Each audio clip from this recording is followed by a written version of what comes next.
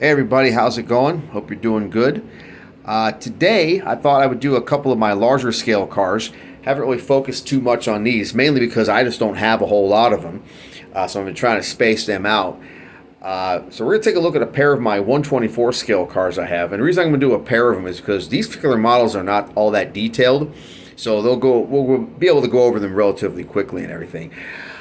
So muscle cars is a subject that I really don't have a whole lot of in my collection. You probably may have noticed. I do have a lot of pony cars and other performance-oriented vehicles such as that. But yeah, muscle cars are kind of a little bit scarce in my collection, mainly because, to me it's a subject matter that's been kind of, mined to almost death. And so, this subject is not as interesting to me as some of the other cars are. But still, I like them, so I have a few of them in my little collection here. And I'm going to show you off a couple of examples of what I got here. So we'll go ahead and dive right into this. So let's say we just kind of move this one to the back for now. We're going to focus on the Arrest Me Red 1968 Oldsmobile 442. So if you've ever gone into like any kind of drugstore, it doesn't matter what it is. It could be Walgreens, CVS, Rite Aid, or even Osco Drug if they still exist. You notice they have that little diecast car display in there. Usually has these on, and they're for like $9.99, $15 or so. And that's where I got both of these at. I got these both at CVS when I walked in there looking for some medicine. And I thought, yeah, that's a nice looking little car. I think I'll pick that up too while I'm at it. And, for a little cheap, not heavily detailed diecast, they're really not that bad. They actually have some cool features on them. So I'll open this up. You'll see we got, halfway decent console with the floor shifter in there. The gauges actually have faces on them, which is really cool. So the 442, that actually stood for something. It stood for 4-speed transmission, 4-barrel carburetor, and dual exhaust. At least through 1972 it did. After that, in 73, it just became more of this another appearance and handling package. You'll see that they did a really nice job with the grille here, despite the fact it's, like I said, a low price point. And then under the hood, it's got, they didn't paint the engine the proper gold Oldsmobile color, or blue, depending if it was a big block. But it does have the orange air cleaner on there. Some of the accessories are present and accounted for.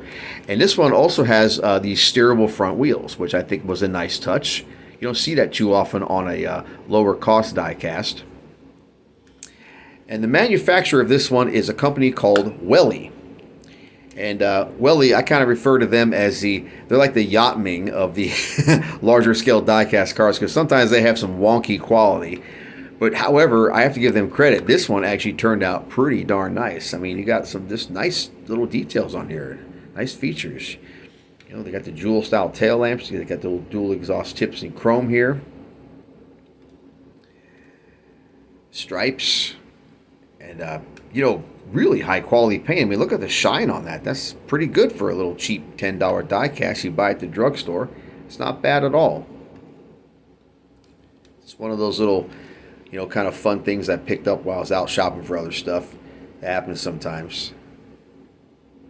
All right, so there you go. 1968 Cutlass 442. All right, let's take a look now at our Mopar we have here. B-body Mopar, 1969 Dodge Super B. So recall, Dodge and Plymouth in their B-body lineup, intermediate size car, they had two muscle cars. There was the plain Jane version that was stripped down. It was strictly for performance, and then there was a more upscale version. So at Dodge, the Coronet RT would have been your upscale one, and then this here, your Dodge Super B, would have been your plain Jane one. This is basically Dodge's version of the Roadrunner. Plymouth would have had the GTX as the more flossier version, and then of course the Roadrunner was the stripped down version. So the Super B had a different tail lamp panel than the Dodge Coronet did. The Dodge Coronet actually had 3 tail lights going across, separated in 3 different segments. This is a little different than they did on the Super B. It's a little plainer. And then you'll notice it says 6-pack on there. That means it has 3 2-barrel carburetors. So when you have a setup like that, your regular driving is done on your center carburetor, and then when you mash the throttle and kick in the other 2, that's when the big power comes on. So that would have been the 440 with the 3 2-barrel carburetors. And this was a way to get Hemi-like performance without the Hemi expense or temperamental nature that it had. This has got the opening doors as well. See how plain Jane it is. It's got, you know, this regular old bench seat like a taxi. 4-speed stick mounted right directly to the floor. No console in here. No, sir. And power nothing. No power windows, no power seats. You were lucky if you got power steering and brakes in this car, which a lot of times they didn't. You had to have a little muscle to drive this, Nancy. That's right. But, you know, also very high quality paint. And the brand on this is called Motor Max. It says so right there.